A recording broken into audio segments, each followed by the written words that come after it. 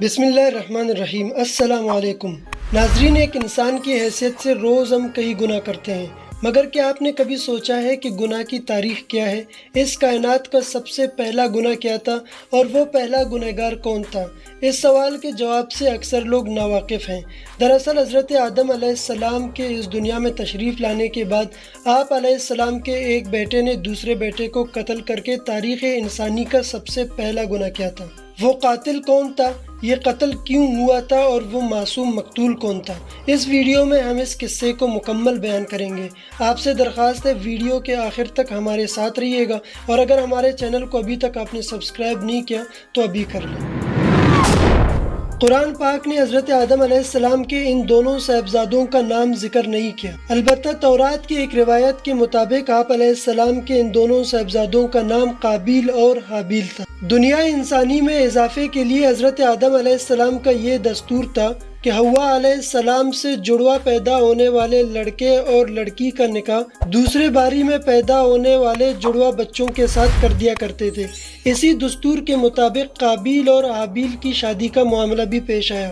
قابیل عمر میں بڑا تھا اور اس کی بہن حابیل کی بہن سے زیادہ خوبصورت تھی، اسی لیے قابیل کو یہ انتہائی ناگوار تھا کہ دستور کے مطابق حابیل کی شادی اس کی خوبصورت بہن سے ہو اور قابیل کی شادی ایک بدصورت لڑکی سے ہو۔ چنانچہ قابیل نے اپنی من مانی کے لیے جھگڑا کرنے سے بھی گریز نہیں کیا۔ حابیل ایک نیک اور خدا کا متقی بندہ تھا، مگر قابیل کے دل میں شیطان نے گھر کر لیا تھا، اسی لیے قابیل ہر دن حابیل سے دست و گریباں ہوتا تھا۔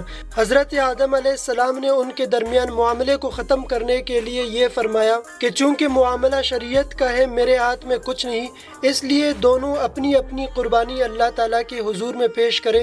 جس کی قربانی منظور ہو جائے وہی اس بات کا مستحق ہے کہ وہ میری خوبصورت بیٹی سے شادی کر لے۔ اس زمانے میں قربانی کی قبولیت کا یہ الہامی دستور تھا کہ نذر و قربانی کی چیز کسی بلند جگہ پہ رکھ دی جاتی اور آسمان سے آگ نمودار ہو کر اس کو جلا دیتی تھی۔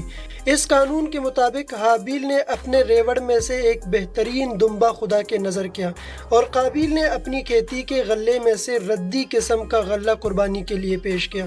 دونوں کے حسن نیت اور نیت بد کا اندازہ اسی عمل سے ہو گیا تھا، لہذا حسب دستور آگ نے آ کر حابیل کی نظر کو جلا دیا اور اس طرح قبولیت کا شرف اس کے حصے میں آیا۔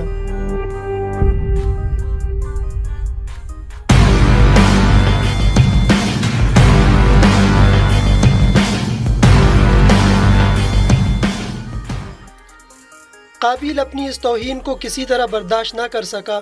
اس نے غیظ و غضب میں آ کر حابیل سے کہا، میں تجھ کو قتل کیے بغیر نہیں چھوڑوں گا تاکہ تو بھی اپنی مراد کو نہ پہنچ سکے۔ حابیل نے جواب دیا، میں تو کسی طرح تجھ پر ہاتھ نہیں اٹھاؤں گا، باقی تیری جو مرضی آئے وہ رہا قربانی کا معاملہ، سو خدا کے یہاں تو نیک نیت ہی کی نظر قبول ہو سکتی ہے، وہاں بدنیت کی نہ دھمکی کام آ سکتی ہے اور نہ بے وجہ کا غم و غصہ۔ قابیل پر اس نصیحت کا الٹا اثر پڑا اور اس نے غصے سے مشتعل ہو کر اپنے بھائی حابیل کو قتل کر دیا۔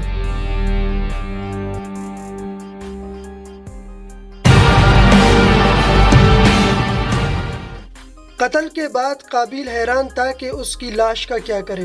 ابھی تک نسل آدم موت سے دوچار نہیں ہوئی تھی اور اسی لیے حضرت آدم علیہ السلام نے مردے کے بارے میں کوئی حکم الہی نہیں سنایا تھا۔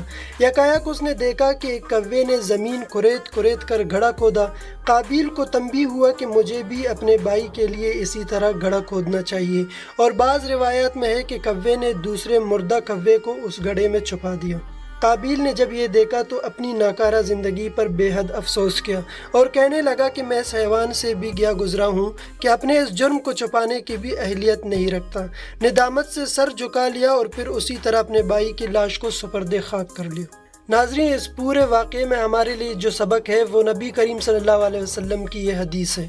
رسول اکرم صلی اللہ علیہ وسلم نے فرمایا کہ دنیا میں جب بھی کوئی ظلم سے قتل ہوتا ہے تو اس کا گناہ حضرت آدم کے پہلے بیٹے قابیل کے گردن پر ضرور ہوتا ہے، اس لیے کہ وہ پہلا شخص ہے جس نے ظالمانہ قتل کی ابتدا کی اور یہ ناپاک سنت جاری کی۔ اس لیے انسان کو اپنی زندگی میں ہرگز کسی گناہ کی ایجاد نہیں کرنی چاہیے تاکہ وہ کل کو بدکاروں اور ظالموں کے لیے ایک نئے حربے کا کام نہ دے، ورنہ نتیجہ یہ ہوگا کہ کائنات میں جو شخص بھی آئندہ اس بدعت کا اقدام کرے گا تو بانی یہ بدعت بھی برابر اس گناہ کا حصہ دار بنتا رہے گا۔